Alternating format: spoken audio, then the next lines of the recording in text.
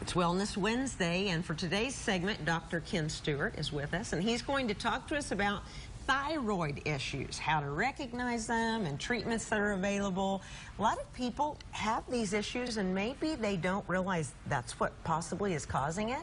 Yes, that's very true. I think a lot of people have certain kinds of problems and they just attribute it to being older or whatever, but it actually might be their thyroid gland. So explain a little bit where the gland is, what it does, and how it can become problematic. Yeah, so the thyroid gland sits right down below your Adam's apple. It's right above the trachea, right in front of the trachea. Okay. And you can actually palpate it. So now, what does that palpate mean? Yeah, that just means to touch it. You can kind of feel it, and if you feel any nodules, any little lumps underneath the skin, or tenderness, or it feels like it's enlarged, that might be signs that you might have a problem with your thyroid gland. So that's the quickest way to start, is to notice if you feel anything there. It is. It's one way you can detect it, but also symptoms can be obviously present that might clue you into the fact you've got thyroid disease. So let's talk about the thyroid gland. It's an endocrine gland, sort of like the pancreas or one of the other endocrine glands in your body, and it produces hormones. And those hormones are really important in metabolism, in brain function, heart function, and how your body operates. It's a very important structure in your body.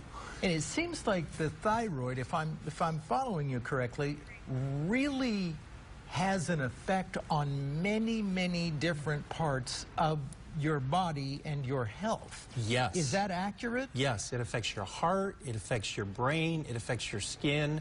Some of the symptoms you can have, you've got hypothyroidism, which means your body's not producing enough of the hormone, okay? Some of the symptoms might be fatigue, weight gain, constipation, skin that's getting thicker, and hair that's getting dry and coarse. Those are some of the symptoms you might have. Also, it operates the digestive system, so it's a GI function also. The other side of it is hyperthyroidism, where you're actually producing too much of the hormone. So if you've got hypothyroidism, you've got medications that you can use. A lot of people are taking those to kind of replace the hormone that's not being produced by the thyroid gland. And a lot of people that go through this, it has a lot to do with weight gain or weight loss. So if you're gaining a lot of weight, you haven't really changed your diet much, or losing a lot of weight, it could be the hyper or the hypo. Yes, exactly. So if you're hypothyroid, you're going to be gaining weight, and you're not going to know why. If you're hyperthyroid, which means your thyroid gland is producing too much, you're actually going to be losing weight without trying to. So I'm going to back you up just a little bit, and you talked about sort of self-checking yourself with, say it again, palpating. Yeah, just touching the neck. Is this something that would show up before some of the symptoms, or would they occur at the same time? Or is there no set rule on that? It's a great question, Gary. A lot of times it depends on what the cause for the problem is.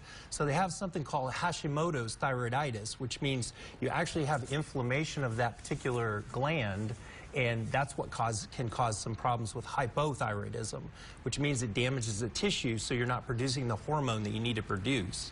So you may, depending on what the cause is, you might experience symptoms before you actually detect an abnormality. You've probably heard about a goiter. A goiter is a huge thyroid gland. Because it's hypothyroid, it's trying to produce more hormone, it becomes bigger, and sometimes that's how thyroid disease is detected.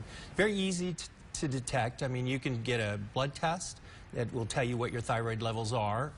Thyroid stimulating hormone, a T3, T4 that your doctor can run. Or if you've got a nodule, a lot of times you'll be referred to a doctor to do an ultrasound of that thyroid gland to identify what that mass or what that nodule is.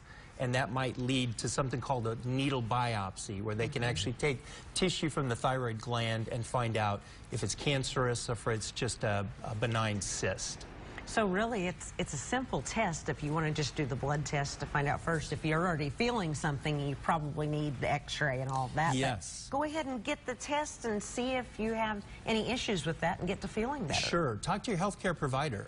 Ask them, I'm concerned about my thyroid gland. I'd like to have a blood test done to find out if my thyroid is functioning properly. It's amazing what correcting that thyroid function can actually do to improve your quality of life. And I'll bet there are a lot more people out there who are having some thyroid issues that may not even be aware of it. Absolutely. I know personally in my own family, my wife and my son both have experienced problems with this, and once they got things fixed, it has almost been life-changing for both of them. So this is a big deal. Absolutely. It's like putting batteries back in the ever-ready bunny. Perfect. And they feel so much better, and it was that simple. Just needed to get that regulated. Absolutely. Thanks so much, Doctor. Thank you, You always Doctor. have lots of advice.